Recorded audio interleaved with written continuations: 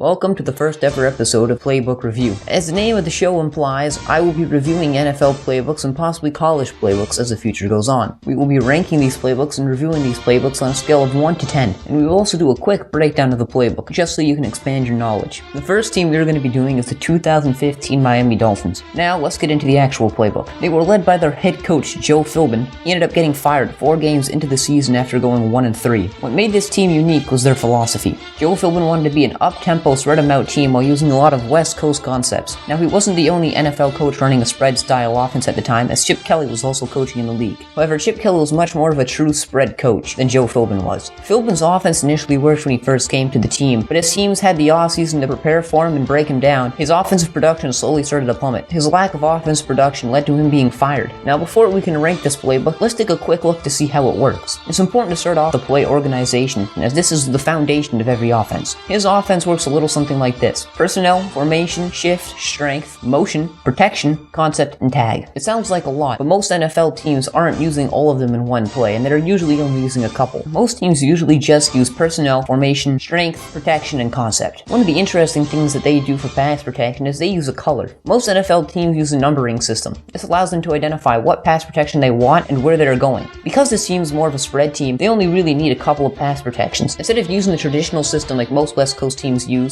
what they do instead of using a number is they use a color. The most common colors are red and black, each one telling them where to slide to. For personnel, they use a naming system. This isn't too uncommon as a lot of West Coast teams use it. What this means is that each personnel that they're going to have on the field is going to have a name given to it. Another fairly common thing is concept pairing. They will take 2 half-field concepts and combine them together. This allows them to get the optimal look and allows them to attack leverage, coverage, and defensive shells, such as middle field open and middle field close. Now let's get to the rating section of this review. Our first section is simplicity. When I say simplicity, I am saying how easy is it for someone to learn this offense and how easy is it for them to understand the offense. This is a critical part of a playbook because if your players can't understand the concepts, they will never be able to execute them. This playbook was relatively easy to learn once you get over the terminology that this team likes to use. The concepts and the concept names were pretty easy to pick up on after a while, even when these concepts were paired with each other. One of the things that made it super easy to learn was the table that they had under each concept. This told the players what they needed to do and what their jobs were. This told them what routes they were running, any tags they might have, and any rules that they need to follow while running their route, such as if they need to sit in space or continue versus man. An example of a play is Tiger spread right, red, CO. Tiger is the personnel. This is what is referred to as 12 personnel, which means you have 1 running back and 2 tight ends on the field, along with 2 wide receivers. Spread is telling them their alignment, and right is telling the running back where to line up in this formation, since it's a balanced formation for everyone except for the running back. This also sets the team's strength. The pass protection is red, which is telling the offensive line what they're doing, along with the running back, whose job is to check and release. The concept is called CO. This is an acronym. This means Circus Omaha. Circus Omaha is a 6-yard out route, also known as Omaha, and a circus route, which is a corner route where you take an inside release. This is commonly done from a tight alignment. It can be done on anywhere on the field.